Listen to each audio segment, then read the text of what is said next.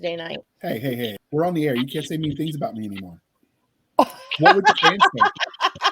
Says Tuck, who? you're not supposed to laugh at this. You're supposed to Grandpa be like, Walt says he likes it best when I'm mean to you. He would, but he's mean. I think No, it's the he's not. short He's syndrome. always been Gravity's just meaner to him because he's shorter. No, but we Anyway. are not here to argue about how much Grandpa Walt loves me over you. We are here with a wonderful guest. All right, so hey, all you crazy sci-fi and fantasy fans, it's time for your daily dose of shenanigans over here at the Blasters and Blades podcast. Just three nerdy veterans geeking out over our science fiction passions and fantastical fantasies. A place where magic is king, the sky is the limit, and space is the place, and everyone knows pineapple does not belong on pizza. So without further ado, Mr. JC Kang, can you introduce yourself to our listeners and viewers? Wait, pineapple doesn't belong on pizza? I don't think I'm on the right podcast. I keep saying it belongs on pizza. You're in the right podcast. Okay. See, you're outnumbered, JR. Wait. We've got more heretics coming up. Doc, are you like plotting some sort of pineapple revolution? No, Actually, I don't need to plot some pineapple revolution. It already happened. To be honest, I don't actually like pineapple on pizza. My daughter does, though. You want to know a dirty little secret just between you and me and the 12 people listening? I don't have a strong opinion, but it's fun to give people a hard time. And unlike like the rest of the world going on, it's not something people are going to like hunt you down and murder your firstborn over. Right. It's like saying that Nickelback sucks, that it's not going to offend everyone and everyone will laugh at it. Yeah. Exactly. I think even Nickelback fans understand that Nickelback sucks, so they still like it anyway. They just accept that they're the punching bag and it's just their lot in life. It's sort of like being a Cleveland Browns fan. You just get used to being the butt of the joke. Wait, are you a Cleveland Browns fan? No, I am not. But Okay. I've made fun of them. I was definitely on the wrong podcast. All right. So the next part of the did we let him introduce himself? No, we did not. We were too busy talking about pineapples. Well, clearly I like pineapples, but not on pizza, and I'm not a Cleveland Browns fan nor Nickelback fan. So I think that's all you really need to know about me. No. I am an independently published fantasy author, specializing mostly in Asian-themed fantasy. My Dragon Song saga was probably the best. If you know me, that's probably why it sold about 70 copies. And yeah, that's about all I can say about myself. Oh, I have a dog. I do too. Well, see, we liked him for a reason. All right, dear listener, the next part of this introduction is how we first found the author. And I was told by Doc, be here and talk books. So I be here and we talk books. So Doc, how did you first find Mr. JC Kang? Well, I reached out to a mutual acquaintance, Bryce O'Connor, who we've had on the show, and said, hey, we would love to have some new authors that I don't already know and to intersperse so not everybody feels like this is the Friends of Cisca's podcast. And he went out and asked, and JC emailed, which was, to me, I hate emailing people I don't already know. So I always give people mad props when they blind email somebody. Like if you were not a marketer like I was. See? You never know. So this means that the for the first time, I think, and as long as podcast memory goes, this is not someone you met at a bar. Is this progress, Doc? Are we making headway into your addiction problem? We can meet at a bar in the future, and then we can solve that. There we go. We can solve that. All right, that works. All right, Doc, we get to see if he gets to stay, although he likes pineapple on pizza, so I doubt you're going to hit the kick button. But I did not like pineapple on pizza. That's my daughter. And my dog. I'm sure my dog would not care if pineapple and pizza fell on the floor. He would eat it. If your dog is like my dog, he's just a pizza slut. Yes. Yeah. You ready, Doc? Yes. The religion questions we have to decide. Oh, yes. Sorry. I thought you were trying to ask those this time. Star Wars, Star Trek, or Firefly? Pick one. That's a hard one for me because I both love Star Wars and Star Trek. Firefly, I actually didn't get out of the first episode, so I'm probably one of those people who will get cast out by your fandom there, your listeners. But I would have to go with Star Wars just because there is the element of the Force, and I love the Force. If I had to choose one. Okay, well, before we decide how we feel about the Firefly incident, did you watch it when it was on television, or did you watch it after the fact? I watched it after the fact when everyone was raving about how awesome it was and how there needed to be another season and all that fun stuff. So did you actually watch the first episode or the first one they aired on television? Because they aired them out of order, and that was part of the problem.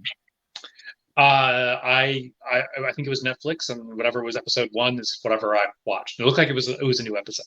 Oh, it looked like it was the first episode. Okay, fair. You couldn't get in. So are you not a fan of Westerns either? I'm actually reading this book called 1,000 Crimes of Minsu, which is about a Chinese guy it's a Western starring a Chinese guy who's out for revenge. And I have liked some Westerns, but I'm not a huge fan. Audible picked that over and told me that I should check it out. So I'm listening to it on Audible, and the narrator Theodore Chin is a acquaintance of mine. Really great guy, very funny guy, and the narration is brilliant. I listened to an audio clip, so it's in my wish list to get to. And the audio was great because sometimes I'll pick up a narrator and I'm like, nope. So, but he had a good voice. So, now on to the fantasy ones: Game of Thrones, Lord of the Rings, or The Witcher. So that's Game of Thrones all the way. And I say this because Lord of the Rings, that's what my introduction to fantasy as literature. And as a child, in my imagination, the characters look different. I could see everything a lot more differently, basically based upon my imagination. The movies weren't as good as my imagination. So I will have to go with Game of Thrones, which I just absolutely love, except I wish season 7 and 8 never happened. Those were just fandom. That's like fanfic. They didn't really happen. Yeah. It's like kind of like J.J. Abrams. He doesn't know how to stick a landing, which is one of the reasons why I'm not I guess he's kind of ruined Star Wars and Star Trek for me. Yeah, anyway. We give him time and he can destroy the whole sci-fi fandom enterprise. That's why I like books. Next? That's why I like books. It's amazing how you say destroy Enterprise, because essentially every one of the reboots, the Enterprise gets destroyed. Right? Just like JJ. He sacrifices story in favor of lens flares and visual effects. So, which is ironic that you talk about the Enterprise, because Shatner just had the picture of him in his SpaceX uniform standing next to the regular astronauts wearing red, and I'm like, those poor guys. I hope that the astronauts are smart enough to understand that was a bad idea. Or maybe they did it on purpose. That could be an inside joke. That's exactly like it. I don't know. But we now get to ask you some questions about you. So as we love both sci-fi and fantasy, which was your first love, sci-fi or fantasy? Fantasy. And that's when I was basically about 4 years old. My older brother read the Chronicles of Narnia to me, and then The Hobbit. And so, yeah, my gateway to fantasy was Lion, the Witch, and the Wardrobe. Nice. First love. Always the strongest. Oh, no. So I definitely get that. Was the Lion and the Witch, so you talked about your brother reading you fantasy, and that was your first literary engagement. Do you have any memories before that of like television or games or anything that were exposed to the genres? No, I must have been 4 years old at the time, and we had a lot of great, fantasy, sci-fi at the time. And once again, 4 years old, I was, we had 3 channels on TV, and I came from a Chinese family where we never went to go see movies. The idea of a, VCR, we didn't have VCRs back then. Back in my day, we didn't have VCRs. We're almost old enough we could stand in the lawn and shake our fists at the sky and tell the kids to leave. See, I just grew up in a very hyperactive family, so nobody would have wanted us in the movie theater anyways if we went. So I saw Star Wars in 1978, like right after it came out. They used to have second runs in the theaters, and they would run Star Wars over and over again. So I did not see Star Wars, the first A New Hope, and it wasn't called A New Hope, when it was first in the theaters. But then every single Star Wars movie after that, I've seen on opening day. Nice. Okay. So what is it about speculative fiction as a genre that you love? Oh, just that, you can broaden your horizons. It's a completely new setting. It's basically this, wow, I'm so flabbergasted by that question. You wouldn't think I would have read it already. But the basic idea being, it's just new. It has new concepts, new ideas, things to make you think. Okay. And eye candy.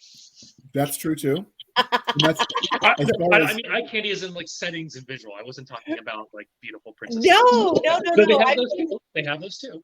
I've seen art and of photographs of places and been like, there needs to be a fantasy story right there. I mean, we're men of a certain age will recognize that, like Xena Warrior Princess, Princess Leia, like they were our first crushes. So I get it. I can't.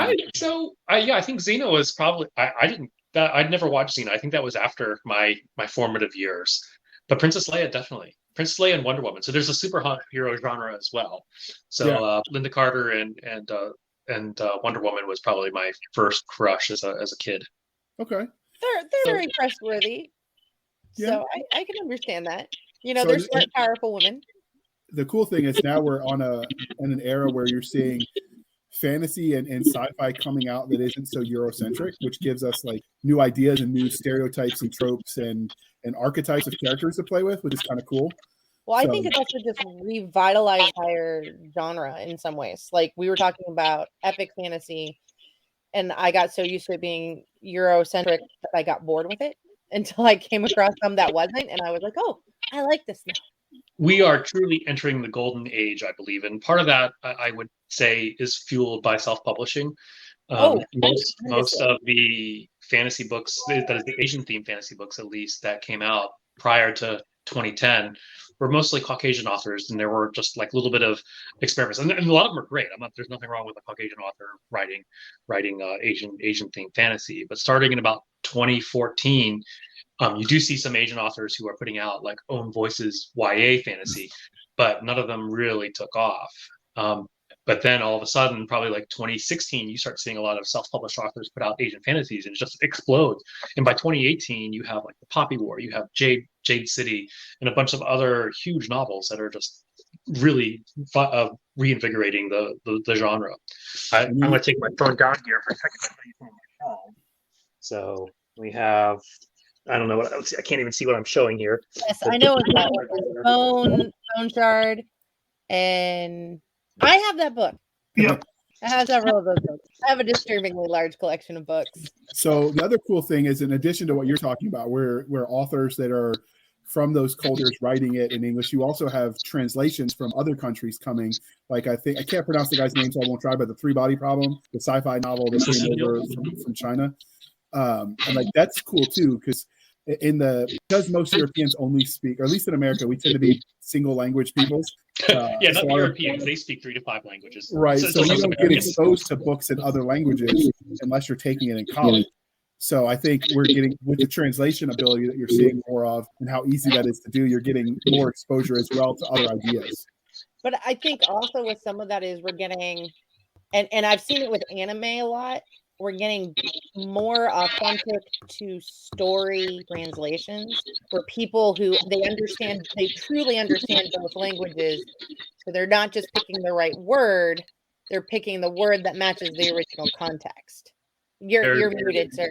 What? Oh, I was going to say yes, that I actually was a French major. I'm kind of embarrassed to say, but not because French isn't bad, but because I can't speak French anymore. And great wine. Great cheese and good wine. But I took a class on translation, and they said there's denotation and connotation. Actually, that was, they say in French, was denotation and connotation. And so there's a word which has like the meaning, but then there's the connotation, which has not just the meaning, but the feeling of the word as well. And so, yeah, really good translations can grasp that. And I was you're talking about Three Body Problem with Liu Cixin, and that's translated by Ken Liu. And I hung out with Ken Liu one time, and he was talking about how translation is not just about getting the word, but the meaning and the feeling as well. And so I think he hit it right on the head. So one of my favorite stories, and this is a little off topic, but it's a quick one and it's funny. My parents were trying to explain to me this when I was in high school or junior high. And we have lived in Saudi Arabia. The king of Saudi Arabia is also known as the custodian or guardian of Mecca. And the local newspaper accidentally translated it. They had a new guy who translated it as the janitor of Mecca. Yeah, I can see that. I was headed. And it was in print. So that really was just a great, funny example of making sure you're putting the right word for the right situation, not just the word that acts the literal translation. It makes you wonder if Daenerys got all her titles correct when she was speaking in Dothraki.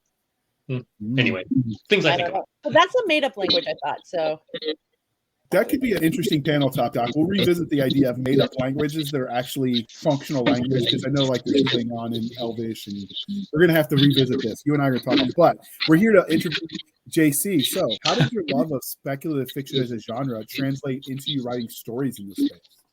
Well, basically, I think that whatever we read or watch becomes an influence for us. So I think if you read my books, you'll see something like, oh, that kind of reminds me of Star Wars, or oh, that reminds me of Lord of the Rings, or that reminds me of the Game of Thrones. So yeah, I think that all speculative fiction that an author or a creator consumes will find a way into their imagination to some degree. Okay, we're all a product of the sum of our parts. I get that. So many authors let their own real life experiences influence the sort of stories they tell. So were there any specific formidable moments that shaped you as a storyteller? Well, I am an acupuncturist and a Wing Chun teacher by trade. And so a lot of that ends up in my stories. Martial arts choreography, healing and acupuncture, a lot of that ends up into my stories. Cool. I knew soldiers actually in the army who had acupuncture run on them, like by the army. Yeah. There's a new push with the VA to embrace alternative medicines. Unfortunately, for a long time, they thought a pill was the solution to everything, and that's just not working quite as well as they would hope. So yeah, the VA refers to us, and then we, patients of the VA who come to us can get like certain. Basically, it's paid by the VA, but there's a lot of administrative, bureaucratic hoops to jump through. They're starting to do that with massages and yoga as well, which is kind of cool. But that's a rant for another day. I'll try not to go off too far because that's too regionally locked. But Doc, you get to talk about fandom now, so try to contain your enthusiasm. I know, right? So have you had any cool fan art or cosplay of one of your characters yet? Fan art, yes. I had someone who sent me a picture of Tia, who is like the secondary character in Songs of Insurrection, but she's like in one of the main characters in all my series. And I actually decided that next time I went to Gen Con, I was going to have my cousin who's read my book. She's like a lot younger than I am. Actually, my cousin's daughter cosplay this character. So as an advertisement for my books. You should totally do it because I've seen that work very well. And this past Dragon Con, they did a page to stage costume contest, and it was all literature based costumes. So cool. So have you had somebody ask for your autograph at an event? At Gen Con, yes. I had a table there in 2019. Supposed to have one in 2020, but we know what happened with that. And I was there, and this guy came up, saw my banner. He's like, his eyes went wide, he covered his mouth. He's like, "Oh my God, it's JC Kang!" I'm like, and he came over, wanted to take a picture, wanted to have his autograph taken. I was like, "This is pretty cool. This is like mini stardom." That's awesome. So I actually had another one. Now that I think about it, it was earlier this year. I was in our local convention. It's called Virginia Comic Con. And I went down and I just started talking to an author because I was looking at his books. And he said he was going to be at this convention coming up. I was like, "Oh, I'm probably going to be there too." "Well, I will be there too." And he's like, "Oh, really? What are you?" And I was like, "An author." And he's like, "Oh, what's your name?" And I said my name. And he's like, "Oh my God." So anyway, I've had 2 instances like that. That was kind of cool. That's awesome. And you know what? He's probably going back and going, "He looked at my book. He looked at my book." Did he? Or if you bought one, that you bought one, and bragging about that to all of his friends, because I've seen authors do that. It's adorable. Yeah, so, actually, on my shelf here, I'd say about half of them are signed books by other authors that I've managed to finagle. I will say I do have my own box of books that's like remove in case of fire, get the child out, then take these books because they're signed. So I understand. But I'm glad you put the child ahead of your signed books. I do. Well, it depends on the day of the week and how he behaved that morning. And all the fair. No. Oh, actually, I was going to say probably because I have one of them in a box that's supposed to be a little more weather resistant and fire resistant. But that's another story for another time. What is your weirdest or funniest interaction you've had with a fan since you started writing? Uh-oh, we lost him. Uh-oh. He's back. He's back. He got too excited, hit the wrong button. Yes, I am sorry. It happens. So that was the cloaking device. Cloaking devices I like do that. They're sneaky and fidgety, I've heard. So what is your funniest fan interaction or weirdest since you've started writing? The one over our local convention would have to be it. The guy, he wanted to take a picture and he just went crazy. So that would probably be my craziest fan interaction. So that's awesome.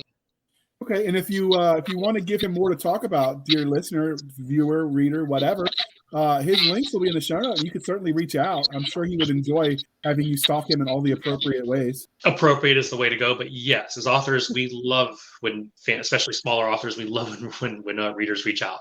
So please do. All right, so this is the part of the interview, JC, where you get to tell us everything you have written. So can you give us the Reader's Digest version of your bibliography? Okay, so, well, since I'm here, I can show you my bookshelf, and I can, once again, since this is in reverse, I don't know if I'm getting all the right ones, but the Dragon Song Saga starts with Songs of Insurrection right here, and then it continues with Orchestra of Treacheries and Symphony of Fates, basically 500,000 words. It also did really well as a single product, which is this here. Oh, that's gorgeous. Yep. So that's like my main series. And then a lot of other ones come off of that. So Crown of the Sundered Empire. Actually, so Dragon Songs is about a young woman with a perfect voice to evoke the lost magic of Dragon Songs, only she doesn't have a teacher, so she has to figure it out herself. I've been going to conventions a lot, so I'm getting really good at that pitch. This particular book is a military fantasy, and it's about a boy who gets his eye gouged out. He pretends to be a diviner because he has mismatched eyes, pretending like he can see the future, but actually he's just really smart. But then an enemy army gouges his eye out, and it gets replaced by a glass eye that's possessed by a demon.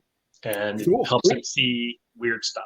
And it whispers an unintelligible language in his ear. Another one here is Masters of Deception. It is basically there are a lot of different types of magic in this world, and they are strongest around pyramids. And every major culture has a pyramid in its lands. And so this surrounds one of the pyramids, and 4 magic using people who really don't like each other have to come together to save the world. And the prequel series to the Dragon Song Saga is Scions of the Black Lotus. This is book 1, Thorn and the Night Blossoms. If members of a geisha had ninjas, and the stakes actually mattered. It's a courtesan spy story, basically. Cool. And I'm not saying. I like that. I will. Now I'm curious. Are they out in audiobook? Because now I'm going to have to look these up. I've got 2 credits waiting. They are all out on audiobook, and in fact, you can get this particular story here is 6. It's a novella, but it's 6 novellas long as a complete series, and it is available on Audible for 1 credit, all 6 in one package. And also, same as the Dragon Song Saga, they are available as a complete series for 1 credit. All right. Well, when we get off the air, don't spend it all in one place, okay? And actually, the last book I have, but this is Quantum Cultivation. So, are you familiar with Will White's Cradle series? I've heard of it. Yeah, I haven't read it yet, but his latest book just released on pre-order today, and I think it's at number 4 in the entire Amazon store. I mean, it's number 1. It's just an amazing series, and number 2, it's highly popular. But it's the xianxia genre or cultivation genre, and so this particular story is a mashup of science fiction, or actually science fantasy, and progression-cultivation fantasy. So imagine like Crouching Tiger, Hidden Dragon in the future, or so. Crouching Tiger, Hidden Dragon meets Shadowrun. So it's basically about a monk who has to fight cyborg assassins, super soldiers in power armor, and alien invaders. So how family friendly are your series? So let's see. The main series, Dragon Song Saga, is pretty family friendly. It's family friendly. Masters of Deception is family friendly. Crown of the Sundered Empire is also family friendly. Scions of the Black Lotus, the prequel series, is basically about courtesans and glorified prostitution, kind of like Kushiel Start, if you've read Jacqueline Carey. Yes, I've read that as a teenager. My mother gave it to me. Your mother gave it to you. Wow. Did she know what it was? Yeah, my mother had actually already read it, and a lot of times that was kind of, my mom knew I was very shy about broaching topics. So there were times when my mother would give me a book, and then so that I would then talk to her about the topics in it. So it was psyops. I can dig it.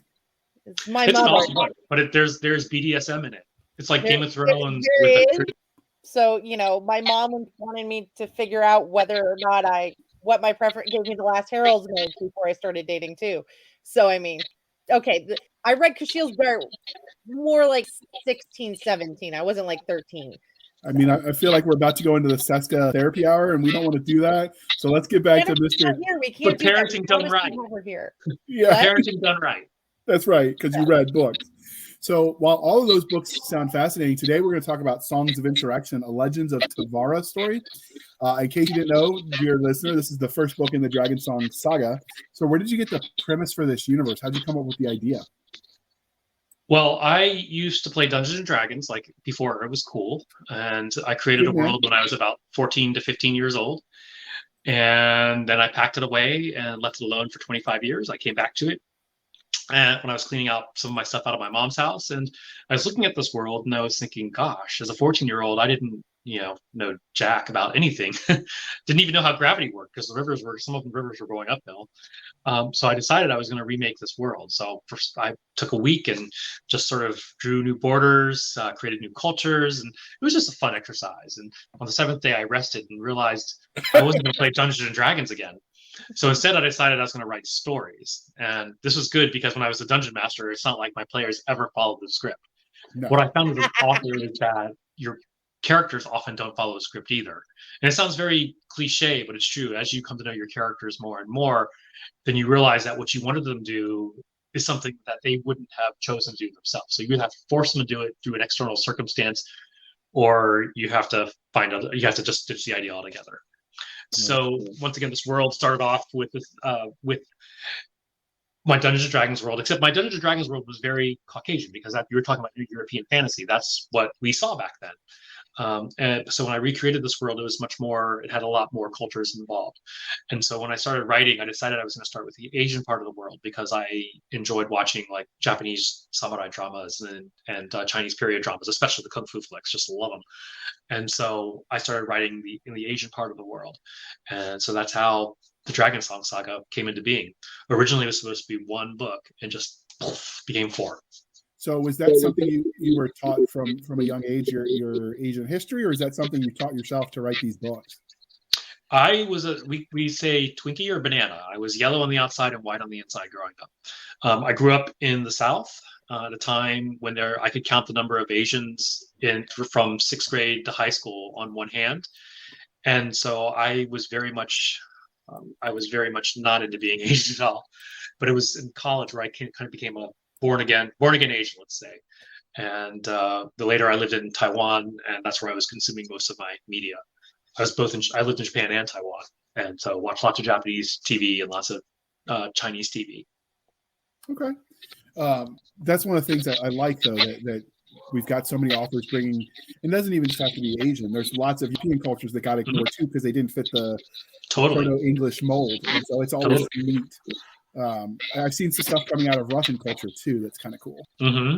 So, all right. So first, normally we would just look at one cover, but I have to say, when you gave us the run of all of your books and their covers, your art is amazing. How did you find your artists? Because that is like some of the top tier art I've seen. Various means, and I would say I started with DeviantArt and ArtStation are probably where I found out most. Covers were a very expensive lesson for me because when I first started, I chose covers that didn't quite fit the genre. I didn't understand that readers are looking for cues when they see the genres. And so let me see if I can find the original Songs of Insurrection. Here it is. So this is the original cover of Songs of Insurrection, and it screams YA fantasy romance. Yeah. And so the readers, it got plenty of readers, but most of them were disappointed that the heroine vanquished the dragons instead of fell in love with the dragon. It really reminds me of a manga, honestly. That original style. Yeah, it's good art though. It's beautiful art. It does not match the audience. So basically, the people who are picking it up were looking for a different type of story, and so that was just expensive lesson number 1. Later, the covers that are on now are not the ones that went up next. This was the 2nd edition cover here. Okay, let me put it back in solo. Oops, no, this is the current edition. Sorry, hold on. Where is? Oh, here it is. Oh, that's glorious too. I like it. So this, I'm trying to center it because it's mirror image here. This was the new version, and it got the right audience. But this is epic fantasy. Clearly, I think it's clearly epic fantasy, and a lot of epic fantasy readers are kind of snobby about what they want to read, and so it was hard to get this one out of the gates. But then later, when I created character-based art, then it started doing a lot better. And I found that my audience is basically 30-year-old plus women. They're kind of like, they make up the bulk of my readership. I think there's a lot of that. That probably fits almost every genre, actually, because women tend to be more readers. This is true. All right, so before we dig in, I'm going to put up on the art, dear listener, the cover. Let me make that a little bit bigger for the first book. So how did you come up with this particular cover? You talked about the iteration that gets you here. What made you take the leap and say, this is what I want as a cover? Well, this particular artist, his name was Bean Hai, and he originally did my Scions of the Black Lotus covers. And then later, when I wanted to recreate the covers for Dragon Songs, I went back to him. So I like this idea of having, so in the first story, you have an Asian character who has a Western style lute that's made from a dragon scale. And so I wanted it to project, to have her, I cannot talk tonight, for her to have a dragon scale lute that shows that there's a magic coming out of it. And the magic is kind of like, it represents dragon, the fear of dragons. And so that's what I wanted to capture that with that particular cover. Okay. I love how you did the dragon on that. And you get bonus points because the colorblind guy can see the picture. Another version I got of this cover a long, long time ago when I was trying to choose those covers had another one where they had this other character. It was a photo manipulated one where they had her looking down at a lute and there were flames coming off it. And that was like kind of reminded me of Jimi Hendrix lighting his guitar on fire. So I kind of like that, but I decided not to go with it. I don't think it would have fit the genre or the feel of what you're describing. So I really do like this, though. All right, Doc, next one is you. Try not to mess it up. Okay, so he already gave us a 30-second elevator series pitch. So since it's only 30 seconds, can you give it to us again if they missed it? Okay, for Songs of Insurrection, it's about a young woman with a perfect voice to evoke the lost magic of dragon songs. She doesn't have a teacher, so she has to teach herself by observing other types of magic. There's also a secondary arc with ninja spies who are trying to uncover a plot against the throne, and the arcs come together at the end. Wonderful. Very good. Practice. I've seen seasoned professionals not do as well. Oh yeah. I was at a book fair 2 weeks ago, and then another convention 2 weeks before that. So I've been saying that probably about 1,000 times. So I'm getting better and better at it. But that works. So what is it that really you feel makes your story, Songs of Insurrection, unique in the field of fantasy? It is a mishmash of Eastern and Western fantasies, even though a lot of the tropes in terms of coming of age, lost magic, all those are common. But I think it's the setting, which is kind of a mishmash of Eastern and Western cultures. So what tropes do you feel that you really hit on the best within this? I'm sorry, what was the question? What tropes do you feel you hit the best with this or play with the most uniquely? I'd say coming of age and lost magic would be the two tropes that probably come out the most with this one. Are there different tropes in the Asian tradition of storytelling that you brought in? Yes, there are things like, one of the tropes in Western is like the sort of the hidden royal. Asian tropes will oftentimes be like a reincarnated hero. They love the underdog in Asia. So the guy who has some kind of disadvantage and rises up to become a hero. I think that's also a very American thing. We love them in our culture here. I think it's probably because, just the same way we admire, or should we follow the British royals, kind of like we like this idea of hidden royalty. Yeah, I never understood the American obsession with the British royalty. I just don't get it. Me either. We fought a war not to have to worry about them. Amen. Preach it. Say it one more time for the people in the back. We fought a war so we wouldn't have to pay attention to them. Oh, we broke Doc. Uh-oh. You going to be okay? No, I enjoyed watching the Royals, the E-drama that basically was so melodramatic. It was watching a soap opera. But I think that's why it is. It's just a soap opera that there's no real emotional entanglement for us in it. That works. I get it. A lot of American writers, for instance, for sci-fi, the government is always royalty. And I'm just like, you would think they would do like a republic of some sort since that's what they live under. But nope, they always want a king. It makes it easy politically to set up. Well, I think it's what we've grown up on in standard fantasy and sci-fi. You have the emperor, yeah, or the king, yeah. So I know Elvis will get to asking about the subgenre. So what subgenres? Obviously, Asian fantasy. Though I know there's probably a specific term for it that I can't pronounce. And but what other subgenres do you really feel this fits into? Like, would you call this a YA novel? No, it's definitely adult fantasy. Okay. Yeah. And it's, I would also say it's epic, basically epic fantasy. There are aspects of sword and sorcery. There's like political conspiracy. Yeah, stuff like that. Epic fantasy. Okay. Speaking of your fantasy, does your fantasy series tie into the sci-fi one you wrote, or are they separate universes? So they are tied in. That's kind of a secret, but now that there are people who have read both, the event in book 4 of Dragon Songs is the inciting event on cultivation.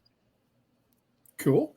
All right, so it all ties together. So let's talk about the story itself. What can you tell us about the main character? What makes her special in the crowded field of science fiction and fantasy? Well, the main character, Kaya, is, okay, it's stereotypical. She's a princess, but she's a very plain-looking one, and she has a spark of magic, but she doesn't know it. She kind of feels it, but she doesn't know for sure. And so she has a lot of insecurities, like body image insecurities, sort of not liking her place in the world, and what she's expected to do, because all she wants to do, she's been influenced by the mythical dragon singers. And so I should also note that I just released a new book last week called The Dragon Charmer's Apprentice, which is about the main character's hero. So Kaya is sort of an uncertain individual, but she gains more confidence as the story and the series continue. And she always has a very straight moral compass, because she's been influenced both by the stories of dragon singers and also the books that talk about rulership. So similar to Chinese Confucian theory that a just ruler will lead to prosperity. And so she has all these beliefs, and that oftentimes clashes with the political realities that are happening in this particular world. So the secondary arc in the story is about Tian and Jia, and they are, one is a half elf, half Asian, half elf, because I thought that was kind of a cool idea, who is kind of a snarky individual. And that's why my readers, she's like, everyone loves her so much. So she's very snarky, and she's just she has a sharper wit as her blades. And she and Tian, who is kind of a genius who cannot articulate. He's kind of like me. He has really deep ideas, but can't seem to articulate them. So he speaks in these really short sentences. But if you read his internal narrative, it's like blah, blah, blah, blah, blah. And then he's kind of like Sherlock Holmes, where he puts up like little notes and everything and tries to connect things. But he does that for other people's benefits, because he remembers it all. And so they are uncovering a plot against the emperor. And this is something which obviously entangles Kaya, the main character. That sounds intriguing. Like I said, I'm going to be buying this, so don't spend all the money in one place, please. Slow burn romance and kind of a love triangle, kind of. So could you elaborate more on some of those secondary characters? Do you have a favorite among them? So I think Kaya was always, the main character was always my favorite from the beginning. She's kind of like an archetype that you see a lot in Asian style dramas. But over the years, I think as my readers have come to like Jia a lot, I think I've come to like her more. I've written more stories about her. She's essentially in all of my stories except for the sci-fi one. And now the new Dragon Charmer's Apprentice, she's not in that one either, but she's in most of my stories. So I think she has become my favorite one. She's got a very snarky internal narrative, always has the right whip for the right time. If you go to my website, you'll see a book, Prelude to Interception. Watching too much football. Sorry, Cleveland Browns fans. Prelude to Insurrection. It's a free book on my website, and sort of a short story about how, she uncovers this plot. Cool. Now, is she going to get her own full series at some point? I would say that all the books I write are about her, but she's not necessarily the main character in them. So. That's fair. So does the story have a bad guy that the characters have to confront without giving away any spoilers? There are lots of bad guys. And girls. So yeah, sometimes the antagonist is a situation. There's also a city-sized dragon who tends to be an issue. Like, for example, the dragon scale loot. The scale comes from that particular dragon. In book 2, he's not too happy about his scale being used. And so it leads to confrontations. There's also a lord who's trying to overthrow the emperor. He's kind of a jerk. Sorry, almost We're talking about family friendly, so you can beep that out when it comes out.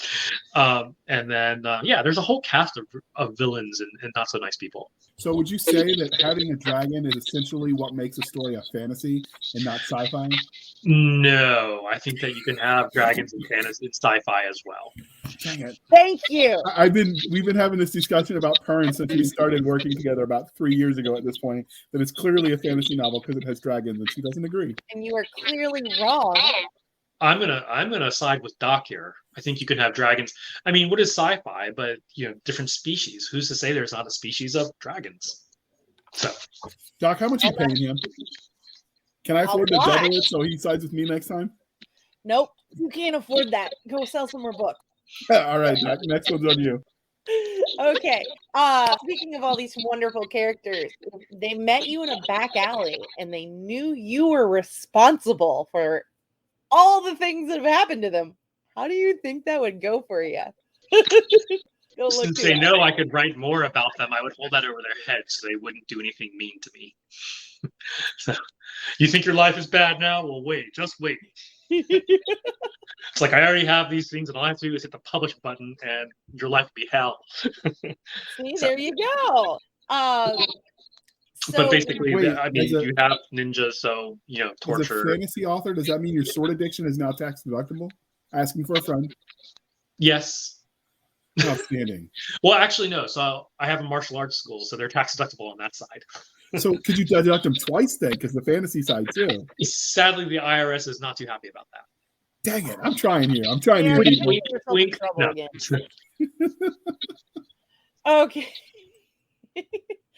So JR loves it to make me ask this question, but what is your favorite character archetype?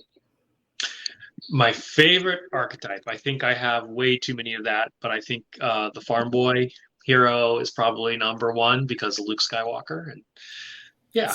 Perfectly acceptable. Actually, you know what? I like the other archetype is like the gender benders. Basically, people who you think would be male into being female or vice versa. That would be my second favorite after Luke Skywalker, farm boy. I think I always identified a lot with those, but then again, I wear combat boots, so. Yep. All right. Okay, so this wonderful sausage was made question. So were there any cool scenes that you wrote that turns out you ended up not using because they just didn't fit with what you were doing at that moment, but you used them later for something else? So actually, Songs of Insurrection is the last book in the 4-book series that I wrote. And it was a scene that got tossed out and then became an entire book. So my entire book one is from a throwaway scene. So that's awesome. From book 2, from what is now book 2. That's great. So I love that. Does that mean you didn't publish that until the whole series was done? No. Basically, I wrote book 2 first, not knowing that was going to be book 2. And I queried with some agents. I sent out queries to agents. And I did get feedback from some of them. You don't usually get feedback. But one of them was that there's too much time jumping in the first few chapters. And so they said, why don't you start it here? And I'm like, okay, I can start it there. But then what about all these other chapters? And so I went during a NaNoWriMo, which is, November, where people try to write 50,000 words. I went and wrote an entire book around that first scene. And that just became Songs of Insurrection. Now, that said, since that was the 4th book I wrote, I have to say that I thought I knew more than I did. And I thought I could rope in, people who like love at first sight stories, who like a little bit of romance. And I thought I could try to get a broader audience and not understanding niches as well. So I think that in the end, I ended up losing a lot of epic fantasy readers because it kind of looks like a love at first sight, insta love type of thing. It's not. It's not. But it looks like that. Okay. I'm a big fan of the long game. So like L plus R equals J type of stuff. Very cool. You lost me when you started putting numbers in your math. L plus R equals J. It's algebra, man. I know. You lost me when you stopped putting numbers in your math. I'm just like, I will admit that the more letters that are in your math problems, the closer ring of hell you have gone to. Unless you're doing chemistry. Which is like the lowest level of hell. It is not. It's wonderful. I love chemistry. JR is confused again. So we are going to move on to the next question to spare JR his ignorance. So what can you tell us about your universe?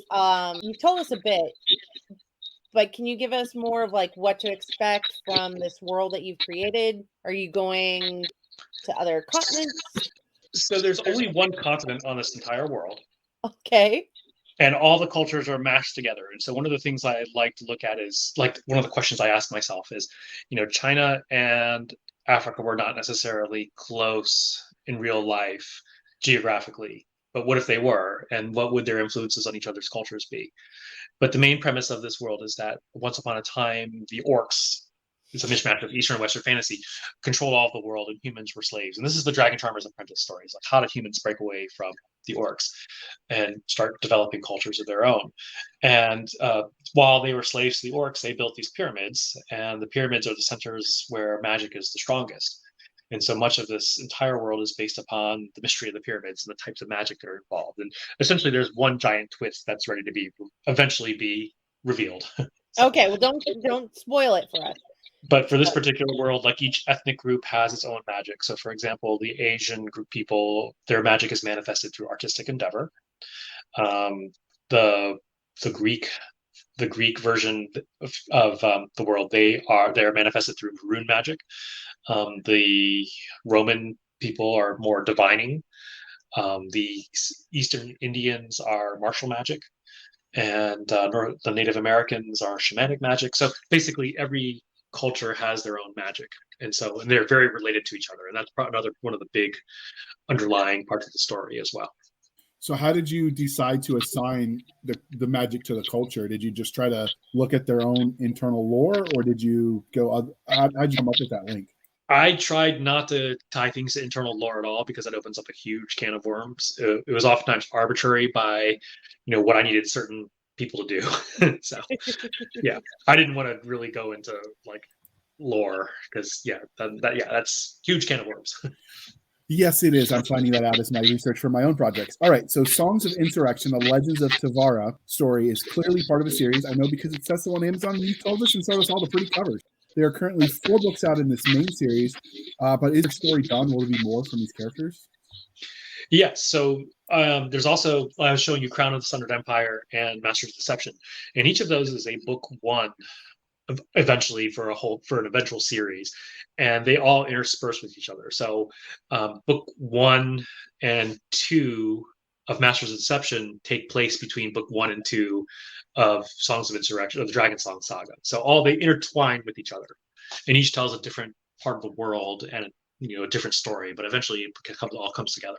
And the main characters of each of the series make cameos at the other ones. Okay, so we know that every literary universe has its own internally consistent rules of science and magic. You talked a little bit about the magic, but what kind of technology can we expect from this world? That's a little bit of a twist there as well. I can't give away everything, but I mean, it's essentially flintlock level. So it's to the point where people are still using swords, bows, crossbows. There's paper, there's printing presses, and there's gunpowder, but very rudimentary gunpowder weapons. But then you also have that's the technology side of things. Was there more magic you could cover that wouldn't give away than what you've already said? Or did you actually, I want to know which magic he would want to practice. Ooh, good question. I think it would be the empathic magic, which is like reading minds, planting suggestions. So would that be the more Roman one in your book series? But Jedi, that would be the Eastern European one. I didn't mention that before, but the Eastern European one would be empathic magic. Is that because you like the Jedi? These are not the droids you're looking for. I knew he was good. Well, that's awesome. I always like to see how the authors feel about some of their magic. And so I like to ask this one, what magic from your universe would you take to use on a daily basis? Once again, it would probably be the empathic magic, the ability to read minds. You have a daughter, and understanding young women can be confusing. I have 2 teenage daughters. Oh God, you're in hell. Yes. Actually, one of the greatest compliments I get is that actually a lot of people, because I use JC, they didn't know if I was a man or a woman, and so a lot of people, if you read reviews, they say she is the author. I'm like, yes. So apparently, I can do women halfway okay. Well, I mean, you have subject matter experts in your house, so that helps. Does help. Yes. they weren't teenagers. They weren't teenagers when I was writing. So, but I had a wife. So how long ago did you write the first book? So 2010 is when I wrote book 2. No, actually, I wrote book 3 was the first book I ever wrote, and I wrote that in 3 weeks. We had lots of snowstorms, and so I basically wrote 150,000 words in 3 weeks. Oh, good God! Yeah, your poor hands. And then it sat there forever. And then starting in 2013, I started to revise it. I got involved with online critique groups, and I submitted a chapter expecting people to say, "Oh, this is amazing," but then just got torn apart. And a lesser man might have just thrown his hands up, but I was up for the challenge when I decided I had to learn how to write. He's so humble and modest. Everyone says so. It's my greatest trait. I do think there's a level of thick skin that you need to do with being an author at times, because it is. Oh, definitely. It is a challenge. Yes, you said you would have the mind control ability as a magic for daily use. So how would you abuse that in your daily life? Once again, mind control is let's planting suggestions. Like, this is not the speeding ticket you want to give me? I would be probably using it like way too much. So there are limitations on the magic system, thank God, because if I had it, I would definitely abuse it. I think you'd make sure that all the chores were always done, right? I'm sorry? All the chores were done. No more nagging. No, that's what my wife would want, and she'd use it on me. Ooh. I'm not touching that one. We're going to move on, Doc. Asking about aliens and fantasy creatures. I'm sorry, I'm a smart man. Laughing. So did you design any fantastical creatures for this series? No. I think I stuck to classical fantasy creatures. However, I'm very proud of 2 human races I have. One is a group of warrior males. They're all male, and they're basically cursed by a god so that they can only have male offspring, and so they have to mate with other human women, and whatever their children are always this race of human, but they always look like their mother's race. So if this particular person might be this particular, we call them Volbians, they might mate with a Asian person, so their offspring would look Asian. But if that particular offspring mated with a Middle Eastern person, then they would end up being a Middle Eastern looking person. But these are all like men. They're all men. And then the other races, they're mortal enemies. So these people consider themselves to be the descendants of the sun god's mortal son. So a lot of people thought of it as being kind of like a Jesus messianic figure, but that's not what it is at all. And then their rivals are the chosen people of the sun god. So you see that in the Crown of the Sundered Empire. Some people think it's like Jews versus Christians. It's like, no, it's not that at all. It's fantasy people. So the chosen people have longer lives, and they're healthier, they're slimmer. And basically they have a big beef with the other race. So there are 2 races of humans that don't like each other because of dogma surrounding the sun god.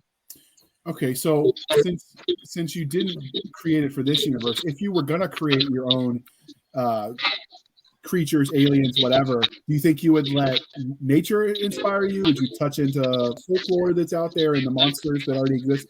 How do you think you'd go about creating something like that? I think if I were going to go that direction, and actually I am going that direction, I'm writing a novel which I plan to query to traditional publishers, and I'm a very big fan of looking at like how species evolve, like in certain settings. And so for this particular world, there is it looks like a praying mantis, and they are invisible to their prey species. And so I kind of had to fit a lot of little things into there, and they have their own culture. So I try to sort of build from the ground up there with that. Okay. Well, I'm sure JR hopes it gets picked up so we can have you back to talk about it. I mean, I'm just thinking about like a swords and fantasy episode just so we can talk about swords, and why not? I'd love to talk about swords. Outstanding. So as this interview is clearly winding down, was there anything about this series that you wanted to tell us that we didn't ask, specifically about Songs of Insurrection? No, I think we covered it. Okay. So this is an ad hoc question, so you don't get a chance to prepare for it. But if you could live in this universe you created, would you? What era? You get to pick. You get to pick. Okay, yeah. In certain eras, I would love to live in that world. In other eras, not so much. It's kind of like in Lord. Well, so many fantasy stories are driven around conflict, but there are times where there's times of peace. So people like say, would you want to live in the Game of Thrones world? It's like, hell no. But there are times in Westeros where things have been at peace. So why not? So yeah, I would love to live in my world during a peaceful time. I would only live in Westeros in the spring. If you had plot armor. Yeah. And plot armor. Okay, that's a fair question. I have a mouth. I need plot armor.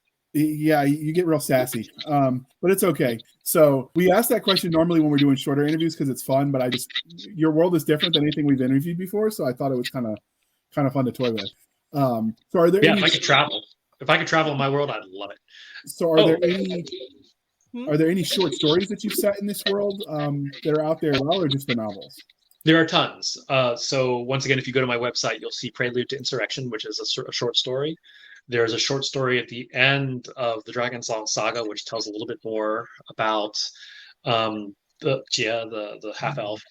So yeah, there are a lot of little short stories here and there. There's another one called Assassins of Brush and Blade, which leads into the Scions of the Black Lotus series. And in Deep Magic, Jeff Wheeler's magazine, the last one, I had a story in there called Dance of Swords. Nice. All right, so we will link to your website at the end in the show notes, dear listener, and you can probably find this bibliography and track down all the things. But before we let you go, dear listener, we would like to harken back to the olden days when we were still with Sci-Fi Shenanigans and remind you that as readers, I am sure, as listeners of the podcast, I'm sure you're readers as well. So if you would please be kind and speak your mind on the reviewing platforms, your reviews help the right readers find the right books. So we did our part to remind you. And legend has it that for every 100 reviews an author gets, he gets a free unicorn. Ooh. So, although, I really just want the 100 because I want to know if unicorn steaks are as good as, as the rumors have them to be. But Doc says that's cool, so I'm not supposed to tell you that. I have like 800 reviews on Dragon Songs, and I can tell you that depends on how well you cook what part of the cut. It's good to know. I appreciate that. It's all for science. So he wants to try some new recipes. So add a couple hundred more for him, dear listener. All right. So JC Kang, how can listeners find you? And as usual, links will be in the show notes. You can go to jckong.dragonstonepress.us for my website, or just look up JC Kang on Amazon. All right. And you can find us on our website at anchor.fm/blasters, tacking and tech blades. We're on the Twitters at SF_fantasy_show, Sierra Foxtrot_fantasy_show. It's almost like that SF means sci-fi. You can email the show at blastersandbladespodcast@gmail.com. Again, blastersandbladespodcast@gmail.com. Send all hate mail to Doc Cisca at blastersandbladespodcast.com. I swear she'll only give you the nicest replies. You can find us on Facebook where all the shenanigans happen at facebook.com/groups/Blasters and Blades Podcast. Again, facebook.com/groups/Blasters and Blades Podcast. You can support the show over on anchor.fm/Blasters Tech and Tech Blades for as little as 99 cents a month on a reoccurring basis. Your contribution helps keep the lights on and the overhead costs covered. You can also support us on buymeacoffee.com/author J.R. Handley. Again, buymeacoffee.com/author J.R. Handley. And if you put in the comment section for this podcast, I will make sure Doc Cisca and Nick Garber drink. I will keep them duly intoxicated. They will drink until their liver surrenders. Never surrender. All right. So one last question for the road. Since we're talking about booze, do you have booze in your universe? And if so, what kind? Because now I'm curious and thirsty.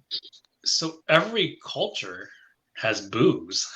So in the East Asian part of the world, you have rice wine. You have, in the Western parts of the world, you have like grape wine. In another part of the world, you have a red wheat wine, or red wheat beer. So yeah, of course. Just making sure we cover the important part. Yep, it's all determined by climate.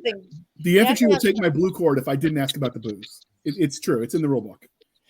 Well, if you're familiar with Michael Fletcher, he just put out a tweet today, it was a tweet, and it said if you have like a certain type of wine, you're in high fantasy. If you have ale, you're in grimdark. Anyway, he had a whole list. Look up Michael R. Fletcher. He had a great tweet today. So for science, we'll have to try them all, Doc.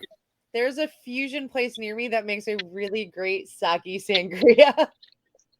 Again, people, we're killing our liver so that way you don't have to, because we're doing it for you. All right, Doc, bring us home. Okay. So thank you for spending some of your precious time with us. For the absentee Nick Garber, the adult JR Handley, I'm Cisca. This was the Blasters and Blades podcast. We'll be back next week where we indulge our love of nerd culture, cheesy jokes, pineapple on pizza, all things that go boom, and whatever weird question JR has about booze. Yes, booze is important. Pineapple doesn't belong on pizza. Now let's see if I can end it before